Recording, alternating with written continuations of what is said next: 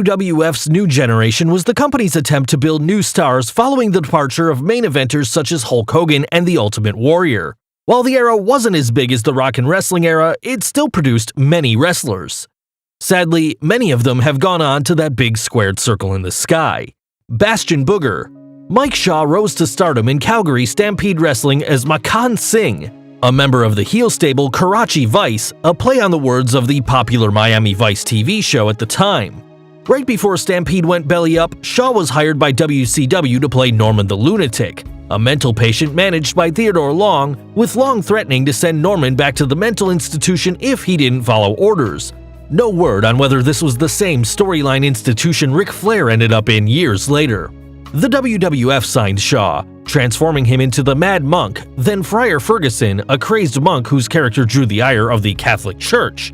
WWF repackaged Shaw as Bastion Booger, a slovenly superstar who drew the disgust of opponents and fans alike. Of his WWF run, Shaw commented, "I think the Booger character would have worked if it got over as a heel, but my heart wasn't into it. I didn't like the character. I didn't like the outfit. Don't get me wrong, I was happy to be in the WWF. It was something I wanted to do my whole career. I made a good living there." After leaving the WWF, Shaw opened a wrestling school and worked in security and public relations at the Ojibwa Casino. Shaw passed away unexpectedly due to a heart attack on September 11, 2011. He was 53. Ludwig Borga. Finland's own Tony Holm made a splash wherever he worked, whether it was as the Viking in Herb Abrams' UWF, as Tony Holm in New Japan Pro Wrestling, or as Ludwig Borga in the WWF. Borga debuted in the WWF in 1993, where he played an ultra-nationalist heel who mocked America's environmental record and education system. Borga got a big push in the WWF, snapping Tatanka's undefeated streak, then transitioning into a feud with Lex Luger, the WWF's resident patriot. In early 1994, an ankle injury sidelined Borga, and the WWF released him that year. Afterwards, Holm performed in the Catch Wrestling Association before competing in mixed martial arts. Holm had minor roles in several films, wrote 5 books, and recorded a music album, which included 1 gold single in Finland. In 2003, Holm was elected to Finland's parliament, serving there from 2004 to 2007. Personal demons followed Holm during his political career, including a 2004 suspended sentence for drug and firearm possession. By 2006, Holm was still a member of parliament, but sitting out on a disability pension due to illness, including memory issues. Rumor has it, he was suffering from the long-term effects of alcohol and drug abuse. On January 10, 2010, police discovered Holm's body at his home. An inquest determined that he'd taken his own life by a self-inflicted gunshot wound 2 days earlier. He had just turned 47. Crush. After working as the 3rd member of Demolition, Bryan Adams returned to the WWF in 1992 as Kona Crush, a Hawaiian surfer character who used his powers to finish opponents with the Cranium Crunch, a 2-handed vice. Crush began feuding with Doink the Clown in an uncharacteristically violent feud that lasted through the first half of 1993. On July 12, 1993, WWF champion Yokozuna defeated Crush and caused a kayfabe injury, writing him off until Crush returned that October, turning heel. Crush feuded with Macho Man Randy Savage, including their WrestleMania 10 match. However, Crush's career never went any further, and he became a supporting player, including a run in the Disciples of Apocalypse. Adams left the WWF in 1997, signing with WCW to debut in 1998 as the latest member of the New World Order. Adams had the misfortune of playing the Kiss Demon in WCW, but found success teaming with Brian Clark as Chronic. Following WCW's collapse, Adam returned to the WWF, teaming with Clark again. However, Chronic's poor showing against the Brothers of Destruction led to their release. Adams continued wrestling outside the WWE until an injury ended his career. He worked as security for Randy Savage while collecting a Lloyd's of London policy. On August 13, 2007, Adams passed away due to a fatal combination of drugs. He was 43. Doink the Clown. One of wrestling's stupidest ideas on paper, Doink the Clown became a surprise hit as the evil clown who terrorized wrestlers with his malicious pranks outside the ring and battered them senseless in the ring with his surprising technical skills. Matt Osborne, a veteran second-generation grappler from the territory days, traded in the awful gimmick of Big Josh in WCW for the potentially career-killing character of Doink. However, Osborne made the character into one of WWF's best heels at the time. Unfortunately, Osborne's substance abuse problems led to his release from the WWF, and other wrestlers portrayed the Doink character. Osborne was frank about his battles. "I put myself through rehab, the White Deer Run in Allenwood, Pennsylvania. I tried to do it myself. I tried to keep my problems a secret, which is kind of impossible to do when you've got drug problems. But I tried to seek help just myself, try to do it myself, but I just couldn't do it. Finally, I just decided I wanted help. I was tired of repeating the same mistakes. I guess I would have some success and then I would sabotage myself." Bourne worked briefly in ECW and later on the independent circuit. He revisited his role as Doink the Clown for the Raw 15th anniversary show. On June 28, 2013, Bourne was found dead by his girlfriend at his Texas apartment. The Collin County Medical Examiner ruled the death was due to an accidental drug overdose from a lethal cocktail of opiates, morphine, and hydrocodone. Bourne also suffered from heart disease, which may have been a contributing factor in his death. He was 55. Giant Gonzales. South American sensation George Gonzales began his sports career playing basketball for Argentina's professional circuit. Standing at 7'5" tall, the Argentinian native was drafted to the NBA's Atlanta Hawks in 1988, but while he had the height, he lacked the skill needed to play at this level. However, Gonzales soon found himself wrestling in WCW after Ted Turner, who owned both the Hawks and WCW, figured he'd be a natural. Unfortunately, Gonzales proved otherwise, but that didn't stop the WWF from signing him, bringing him in as the monster heel Giant Gonzales. Gonzales was launched into a feud with The Undertaker that did not live up to the hype. A 2-year run in New Japan would down Gonzales' career, and he lived the rest of his days in his Argentinian homeland. Plagued by complications from diabetes, he was later confined to a wheelchair, and on September 22, 2010, he died from complications of diabetes and heart issues. He was 44. Mabel. Nelson Frazier Jr. used his massive height and weight to make up for a lack of ring skills, working alongside his storyline brother Bobby as the Harlem Knights in the USWA and Pro Wrestling Federation. The WWF signed them both, repackaging them as Mabel and Mo respectively, aka Men on a Mission. Their rapping manager Oscar completed the gimmick and they embarked on a run as babyfaces dedicated to making a difference in the inner city. Notwithstanding their questionable fashion taste, the team was adorned in baggy yellow and purple outfits, they had a brief run as WWF Tag Team Champions. By 1995, Vince McMahon felt he needed a monster heel, so Frazier turned villain, winning that year's King of the Ring and becoming King Mabel. Prone to injuring opponents, Mabel's push vanished faster than a plate full of cheeseburgers would have in front of him.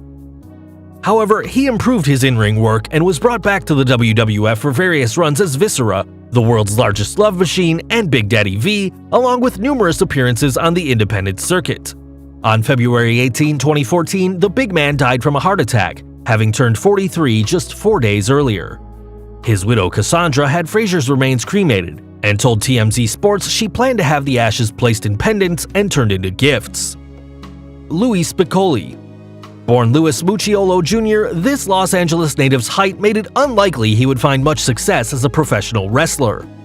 Undeterred, Mucciolo dropped out of high school to train as a professional wrestler, quickly establishing himself as Louis Spicoli, one of the most sought-after enhancement workers in the business, so much so that the WWF flew him from town to town to wrestle. However, Spicoli wanted more, and went to Mexico's AAA Lucha promotion where he worked as Madonna's boyfriend, building a reputation as more than just a job guy. This led to a run in WWF as Rad Radford, an overweight apprentice to the Body Donnas. However, Spicoli's battle with Somas led to his dismissal from the WWF. A run in WCW offered promise, particularly when Eric Bischoff took note of Spicoli's gift on the microphone and planned to put him on as a color commentator. Sadly, Spicoli's life ended at the age of 27. On February 15, 1998, a friend found Spicoli dead, with the official cause of death listed as a heart attack due to an enlarged heart. However, the night before his death, Spicoli had mixed somas and wine, which the Los Angeles coroner ruled may have played a role in his heart attack. Chris Candido. Like Louis Spicoli, Chris Candido made up for his lack of size through sheer determination, becoming a talented mid-card performer in the WWF as Skip, working alongside his sexy manager Sonny in the duo known as the Body Donnas. The two portrayed a fitness-crazed couple who belittled fans for their unhealthy lifestyles. When Tom Pritchard joined the two as Skip's storyline cousin Zip, they won the WWF Tag Team titles. Behind the scenes, Candido's battles with the Clique, including Shawn Michaels' affair with Candido's girlfriend Sunny, led to his departure. Candido worked in ECW, showcasing his undeniable in-ring ability and working as part of Shane Douglas's Triple Threat faction. A short stint in WCW yielded the Cruiserweight Championship for Candido, and he hit the indie scene and New Japan during the early 2000s. In 2005, Candido's career seemed to be on a resurgence when he began working for TNA. However, an in-ring injury at April 24, 2005's Lockdown pay-per-view led to a broken leg and dislocated surgery. On April 28, 2005, Candido died unexpectedly from complications from his surgery. He was 33. Luna Vachon. Despite her family's protests, second-generation grappler Gertrude Vachon was determined to wrestle. She would recall, "I grew up wanting to be a part of this business so badly. My family discouraged me at first. My Aunt Vivian was a wrestler, so they knew the kind of toll that wrestling could take on a woman's body. I didn't let that stop me though. It was in my blood, and all I wanted to do was become a wrestler." Vachon trained under the Fabulous Moolah before embarking on runs in Championship Wrestling from Florida, Memphis's Continental Wrestling Association, Calgary Stampede Wrestling, and several others, sometimes as a wrestler and others as a manager. Luna's exotic look with her bizarre haircuts, tattoos, and rough voice were just one half of the equation in her success, the other being her phenomenal skills in the ring. A short run in the WWF from 1993 to 1994 left an impression, and Luna was never at a loss for work. She returned to the WWF in 1997, managing Goldust and participating in mixed tag matches alongside him. A backstage scuffle with Sable led to Vachon's WWF departure, but she kept busy on the independent circuit before retiring in 2007 to become a tow truck operator. Vachon battled bipolar depression, but found solace in Christianity. In late 2009, a fire destroyed Luna's home as well as her wrestling memorabilia. Luna's mother discovered her body on August 27, 2010 at her Florida residence. A medical examiner's report indicated Luna passed away from an accidental overdose of benzodiazepine and oxycodone. She was 48. Yokozuna. Samoan superstar Rodney Inoue catapulted to the top of the WWF, debuting as Yokozuna on the October 31, 1992 edition of Superstars, winning the 1993 Royal Rumble and defeating Bret Hitman Hart just months later at WrestleMania 9. After a surprise loss to Hulk Hogan that night, Yoko squashed the Hulkster in 1993's King of the Ring, regaining the WWF Championship and maintaining a stranglehold onto it until losing it to Bret Hart at WrestleMania 10. As Yokozuna's weight became an issue, he was teamed with Owen Hart, winning the WWF Tag Team Championship. Eventually, the WWF was no longer to keep Yokozuna as his weight was affecting his in-ring performance and he could not pass a physical. Yokozuna reportedly turned down a chance to work in WCW as Conan's bodyguard and instead hit the indie scene. His best-known appearance after the WWF was at 1999's disastrous Heroes of Wrestling pay-per-view. See our Behind the Titantron for more. On October 23, 2000, Yokozuna passed away from pulmonary edema while working for an independent promotion in England. He was 34. Bertha Faye. Canadian native Ronda Singh trained under legendary grappler Mildred Burke, becoming one of the most talented women in wrestling during the late 1970s, 80s, and 90s. Singh built her reputation in All Japan Women's Pro Wrestling as the Monster Ripper, demolishing opponents on her way to several world championships. A run in Calgary Stampede Wrestling saw her hold its women's championship, as did a run in Puerto Rico's World Wrestling Council, where she held the promotion's women's title multiple times. Unfortunately, Singh's time in the WWF occurred when women's wrestling was at a low point. She was repackaged as a comedic trailer park trash-type character, complete with kayfabe romance with heel manager Harvey Whippleman. Although Singh had memorable matches with Alundra Blaze, her WWF run suffered due to bad booking and a lack of competition besides Blaze. After obtaining her WWF release, Singh worked in WCW, yet another wrestler lost to the company's bad booking. We won't even go into details on her time as Beef in the Nitro Girls. Singh died on July 27, 2001 from a heart attack at the age of 40. Well done! The team of Rex King and Steve Dowell worked as the Southern Rockers in a number of territories, including the Pacific Northwest and the USWA. In 1993, they signed with the WWF, transforming into Timothy Well and Stephen Dunn, aka Well Done. Talented workers who could make their opponents look great, Well Done battled teams such as the Bushwhackers, the Head Shrinkers, the Smoking Guns, and the team of Sparky Plug and the 1-2-3 Kid.